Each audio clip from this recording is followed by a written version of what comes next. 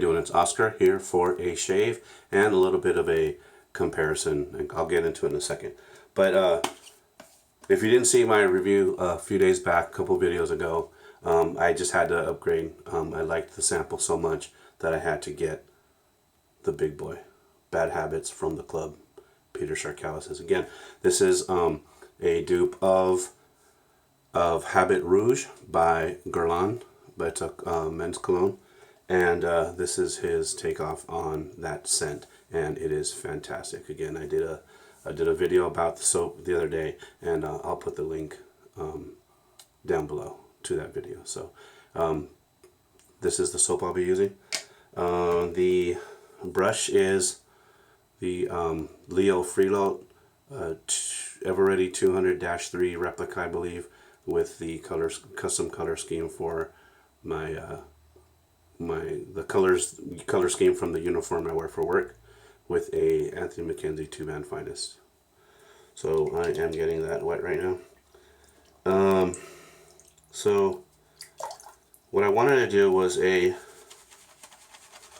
kind of a side-by-side comparison of two razors. Now I have, one of them is the Phoenix Double Open Comb, the original version that Douglas came out. It put it out in approaching the holiday season of 2014, and it was actually the first razor I bought after my Edwin Jagger, which was the very first razor I had. And for about a year, honestly, except for maybe one or two shaves where I went back to the Edwin Jagger, the Phoenix Double Open Comb was the only razor I would use, just because I liked it so much. And it was really easy to use, pretty user friendly, pretty mild, and it just did the trick for me. I wasn't at a point where I really wanted to get a lot of other razors and start building up my collection. I have since then, but that was it. That was it for me. I wasn't at a point where I was really just trying to get the newest and the greatest thing. But I just had that smells amazing. I just had the Phoenix DOC, and it was doing the trick for me. So that's what I stuck with. After that, I started to expand a little bit. But what happened was,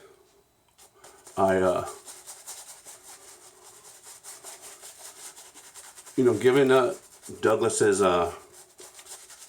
penchant for the nostalgic side of things in the shave world, I became interested in what it was that inspired him to create the Double Open Comb. And he says, he gives the stories on his website, so I took it a little further and wanted to kind of do a little bit more research on what inspired the Double Open Comb. And it was inspired by one called the Grand Shave King. And out of curiosity, I would look online to see if any of those were available. And inevitably, I'd never find one. I did happen to see one every now and then on eBay. But I think I always saw them like overseas, like in the UK or Australia. And they wanted like $100 for them, or over $100, and I didn't really want it that bad. So I was finally able to get one. Actually, it just popped up on a raffle site. The Grand Shave King did. It just popped up on a raffle site, and I think I only bought like $20 worth of spots, and I won it. So I was able to get a hold of it, with the intention of eventually doing a side-by-side kind of comparison, compare-contrast kind of thing. But when I finally got it, I had lent out my Phoenix Double Open Comb, so I wasn't able to do the side-by-side comparison until now. So real quick, Phoenix Double Open Comb, after the paint redo by Scott Ferguson at North Shore Razors, and the original Grand Shave King. Now the Grand Shave King was issued his patent back in 1945. This isn't the original handle, of course. The Grand Shave King was issued his patent back in 1945, It was invented by a gentleman named Joseph Mellon, and it was distributed by the Morton B. Farrell Company. Now, on Douglas's website, he claims that, or he says that it's just a lot of times when stuff was innovated, it just didn't take off in the market, because at that time, even back in the 40s, Gillette was it. Gillette was it in the shave world, and it was kind of one of those things where possibly they just crushed the competition. They were a big company, they could market, and they just crushed it, and they buried it before it was able to get off the ground. So, but so this is the original. I got it in a raffle. There's a couple of teeth from the comb missing here. Actually, just one, but it doesn't make a difference with the shave. It shaves fantastically. Now, the whole thing about it, they call it a self-lubricating razor. Now, the whole point is these channels in the top cap, what they do is they kind of capture the water and the product as you're stroking, as you're using the razor, and it leaves trails of product, and it allows you to go, both of them it allows you to go straight into your subsequent passes. Now, what I developed a technique with this was I would go with the grain, and then I would go straight into my cross grain right after that, because there was still product left.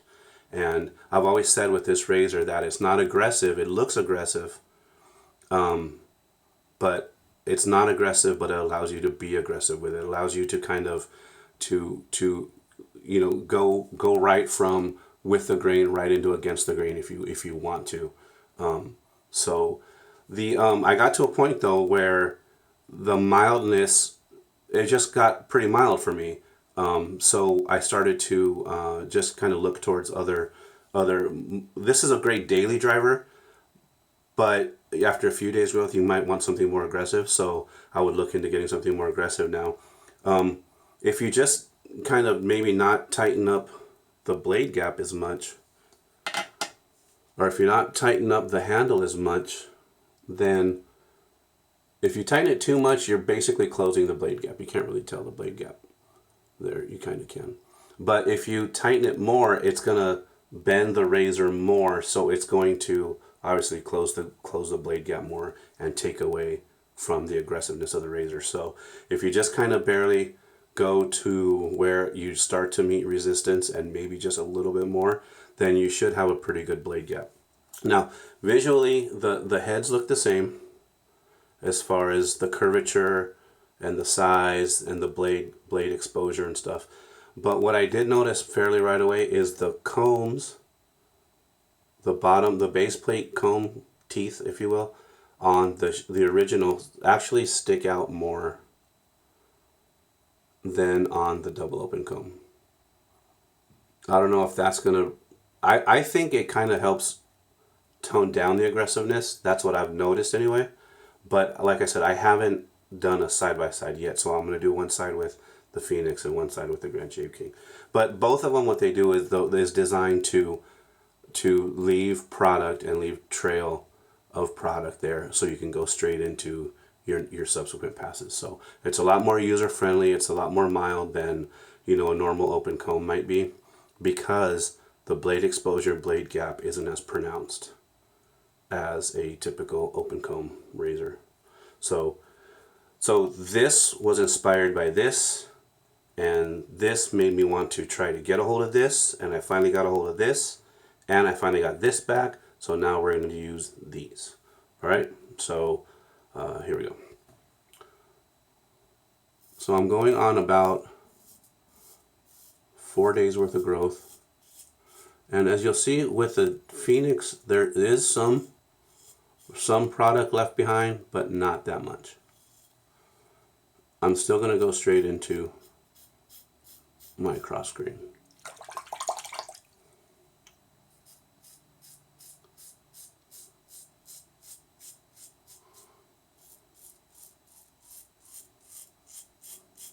So there's product here still.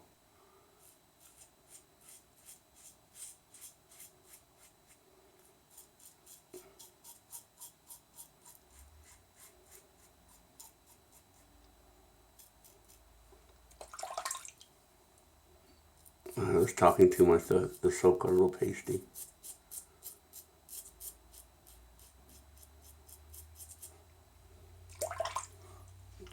With the grain.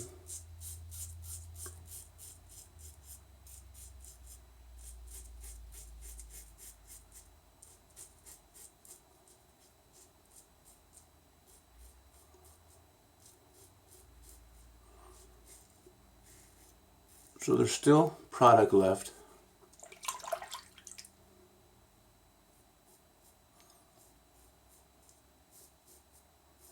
Okay. Now on this side, I recall there being, the trails that are left behind tends to be a little more pronounced. See, there's more product left with this one. Now to try and keep the variables constant, they both razors have the same blade.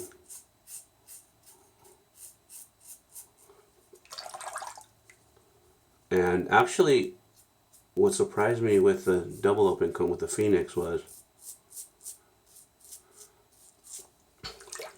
I thought in order to keep the variables the same, I thought I would need to take this stainless steel handle off and find something similar, or at least put a heavier handle on this one. But this one, and then I went back to Doug's website. He actually purposely put it, even though it's smaller, he purposely made the handle heavier than what you would expect. It's actually, the weights are actually pretty similar. Stainless steel handle, and then this handle, the weights are pretty much the same. So I decided that the handles wouldn't be an issue. So see, it's still leaving more trail. So I think that may have to do with the length of the bottom teeth. Maybe that has to do with leaving more product. And then the channels are still a little different. They're wider and further apart on this one than they are on this one. So I don't know if that has anything to do with the product being left behind.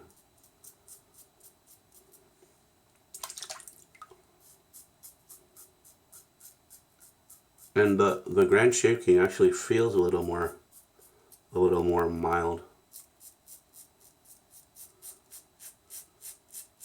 And it does leave a little more product back, which could be good or bad for you. I mean, because if you see a lot of product left behind, you kind of feel like you need to go back and clean it up. You know, thereby making you have to apply more strokes to a particular area of your face. But yeah, see, on the neck, it's really leaving a lot of product behind. See? I got myself on this side. I hadn't used the double open comb in so long. But so that's kind of a side by side of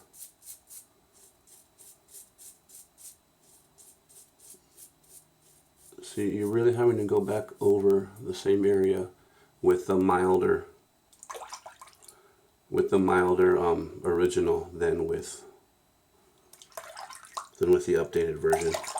And you would expect that. I mean, an updated version of a product is obviously going to have more, you know, I don't know, more current technology and tweaks, if you will. And you know, it's just going to be more kind of advanced. Nothing wrong with that. You do a couple of tweaks to the original and just to kind of improve it. And this one is definitely not as mild as this one. Either one is a great daily driver. You can, you know, use it. Like I usually only shave every couple of days. So in those 2 days, I don't get a whole lot of growth. So I don't want to come back with like, you know, a timeless or even a Rockwell on a 5 or 6 setting. You want something that's fairly mild, that isn't gonna you know, really bother your face, especially if you have sensitivity issues. But so I mean, that was just kind of a side by side I wanted to do. I'm gonna finish up off camera, but this is the original Grand Shave King, which is what inspired Douglas to make the double open comb. So either way, I love them both. And like I said, for about a year, this one's the only one I used. and it was just good to get the original just to see, finally be able to compare. So that was it. So that was just, just something I wanted to do, and a little side by side and share with you guys. So hope everybody's well, everybody be well, and we'll see you again next time. Bye.